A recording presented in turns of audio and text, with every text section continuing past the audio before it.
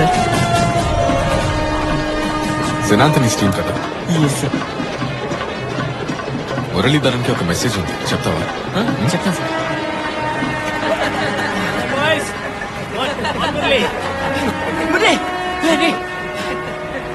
అర్జున్ రణతుంగాని కలిసాను రా. ఆయన ఒక రోజు నిన్ను కలవాలంట, నీతో చెప్పమన్నారు. ఓ అవునా? డొనాల్డ్ బ్రాడ్మన్ కూడా ఇక్కడ క్యాంటీన్ లో టీ తాగుతూ ఉన్నారు. నీ బ్యాటింగ్ పిచ్చ.